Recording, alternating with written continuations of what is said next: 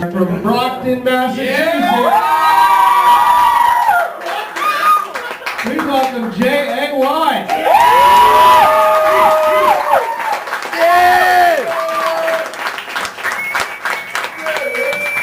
Oh my God, it's bright up here, huh? How's everyone doing? Alright! I brought my friends so I could fall back on them and they can laugh. There it is, right?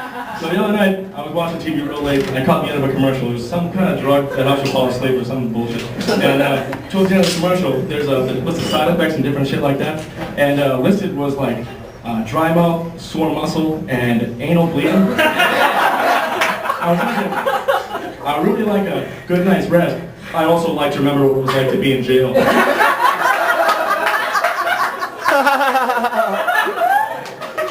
And right after that was a commercial I think is a little worse. It was a commercial for waterproof lipstick. How the fuck am I supposed to get that off my dick? I'm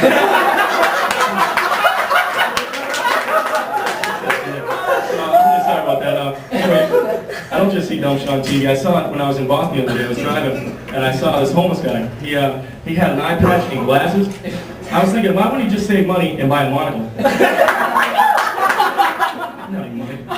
And, I see dumb shit in my personal life. I'm involved in a lot of it, actually. The reason I was driving when I saw the homeless guy is because my buddy called me up. He said he's at a party in Boston, and he was working this broad girl. Yeah, well, she had a friend, and you know, she was kind of hanging out third wheel on it, and he needs someone to come in and wingman for him. So, you know, he calls me up. He says, "Hey, she's good looking. Come on down. I need you to wingman." No problem. I'll get down for me, or he will now.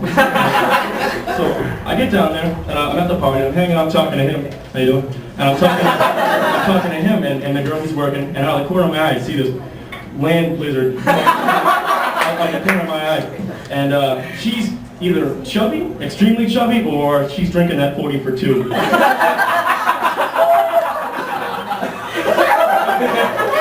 she comes up and she's like, "Hey," you know, she's drinking, and I'm like, well, you know, I'm looking at my buddy like, I should really just leave. So he's like, yeah, I hang out because I'm a team player. I play it straight up, you know.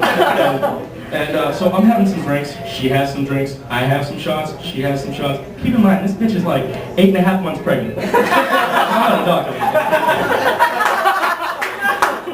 Anyway, so the night goes on and I start thinking, like, because you know how when you're a guy and you get drunk, you start, you know, you're like, I don't give a shit, you know? I think to myself, at the very least, since she's 8.5 months pregnant, that's technically a threesome. I'm just kidding. I changed my mind. I was like, I gotta get out of here. This is terrible. So I start trying to leave, you know, trying to distance myself from the whole shit that's going on. And she stops me and she starts getting pissed, like, because she knows I'm not feeling it, you know. And so she starts getting all belligerent and wants to fight. I'm like, it's kind of ridiculous. That's a 2-on-1.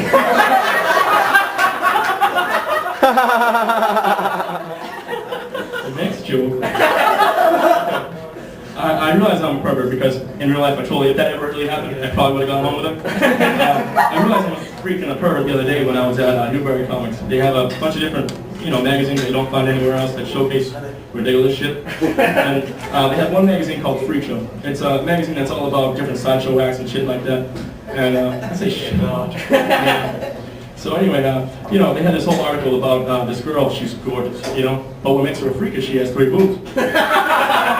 I don't know if that's a good or bad thing, but I was thinking, if I ever got together with her, I'm not sure how I'd feel, but it'd probably be something like this.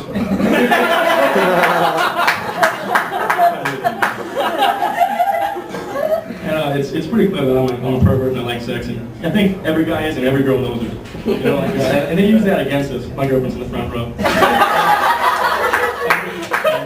Every girl uses that against guys, and to get us to do shit we don't want to do. Like, I don't know where it's written that guys had to become the designated go-in store to buy condoms person. Any girls ever bought condoms here?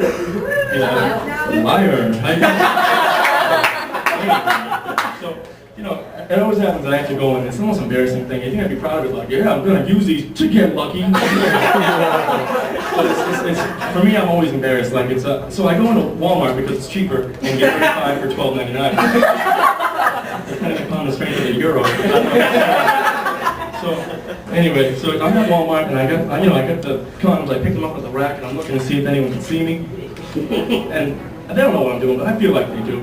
So I run in the line, and I'm behind this mother and her 2 kids. And they're looking at me, and she's looking at me, and I can tell that she's thinking, I'm going to have to explain what that man has in his hands.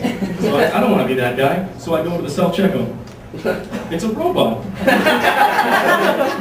won't tell or judge me. So I go down to the self-checkout, and I'm running through. And it's not working, so I start freaking out.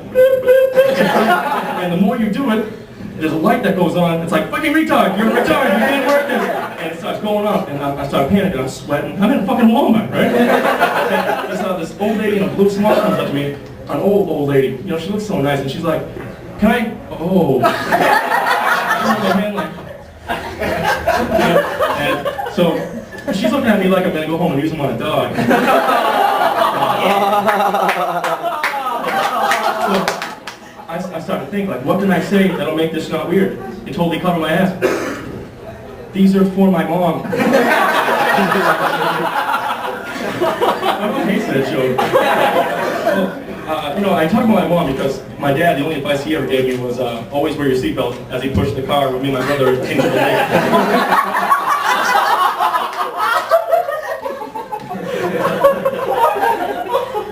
I make jokes about my mom, but she's actually like the most strict lady I've ever met. You'll probably ever meet if you ever met her.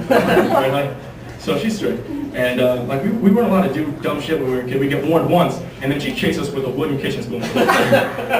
And she wasn't like today, where it's like, spare the rod, spare the child. Wrong. She's gonna beat the shit out of me. I can guarantee you that's the way I'm gonna do it to my kids too.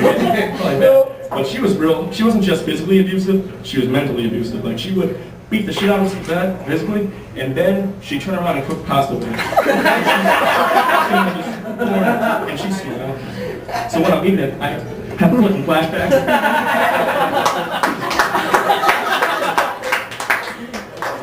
There's one more thing I want to talk about before I go. I want to talk about it because I think it's a very serious problem with society. You know, the double standards we got going on. The guy gets a lot of chicks, he's the man. The girl gets a lot of guys, she's a trash bag.